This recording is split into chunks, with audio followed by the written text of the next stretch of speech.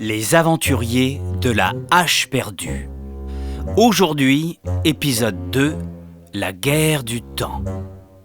Deuxième partie. Prisonniers dans un tumulus, nos héros font la rencontre de Bran, chef de tribu, incapable de lutter contre la sorcière Arzel.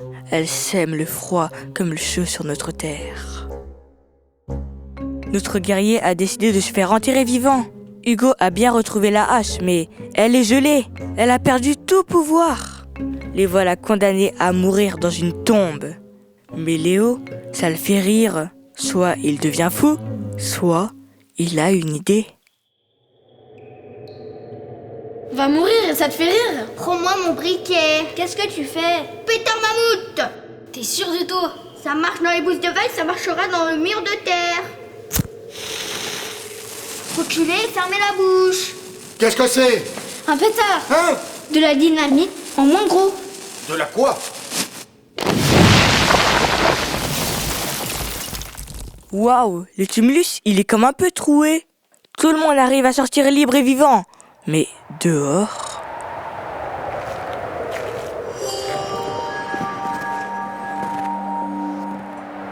Bon sang, il est trop tard.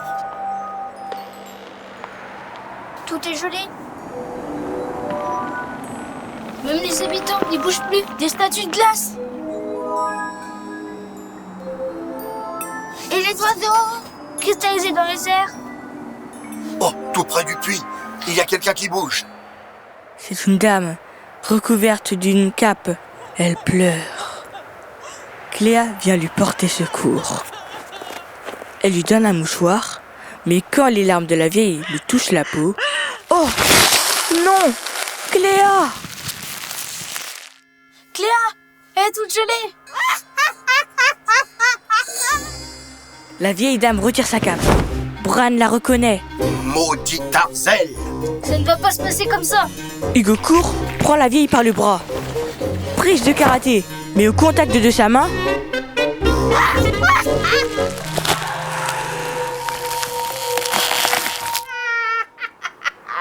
Dis donc la vieille, tu vas voir ce que tu vas voir. À transformer mes copains en glaçons. Léo, en pétard, sort son pétard. Briquet en main, il lance de toutes ses forces le pétard mammouth. Mais...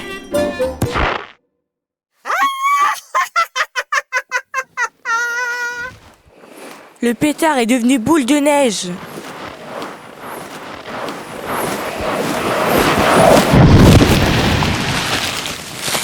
Et Léo est cristallisé.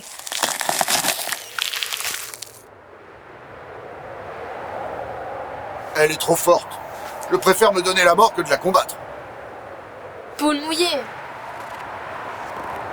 Swan, un peu blasé, s'approche de la sorcière. Elle contourne ses copains tout gelés, grimpe sur le puits et tourne autour, les mains dans les poches. Alors, ma petite, tu viens défier Arzel? Alors comme ça, c'est toi qui manies le chaud et le froid? Tout à fait, j'adore tout dérégler. Mais pour le moment, je vois que du froid. Sacre bleu, tu veux voir du chaud, gamine?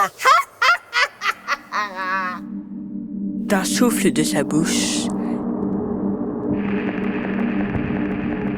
les maisons brûlent.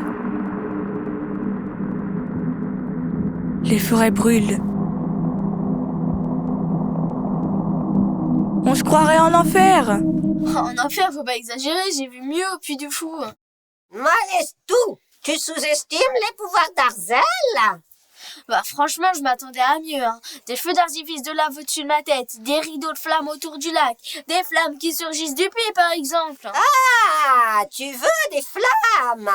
Tu vas en avoir, mignonne. Aussitôt, un jet de flamme sort de la gueule du puits. Ça décoiffe un peu, mais Swan, ça lui fait pas peur. Limite, elle serait prête à se faire griller des chamallows. Mais qu'est-ce qu'elle fait? Mais non, c'est pas des chamallows. Regarde bien, Alexandre. J'y crois pas. Mais c'est moche! Swan plonge la lame de la hache dans les flammes. Elle a rougi d'étincelles et retrouve ses pouvoirs. Bran, Il serait temps que tu redeviennes chef. Attrape! Arzel, de la part de toute ma tribu!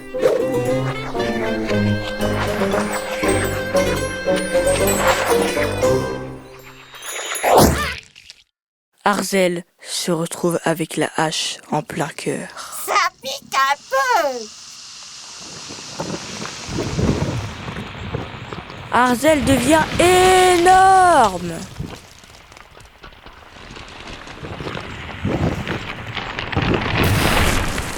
Sa peau se transforme en terre. Un gros tas de terre qui devient vert. Eh mais attends, Arzel s'est transformé en une colline. Et tout autour, les maisons du village repoussent comme des fleurs. Tous les êtres humains se dégèlent. Et même s'ils sont tous trempés, ils reprennent leur activité comme si de rien n'était.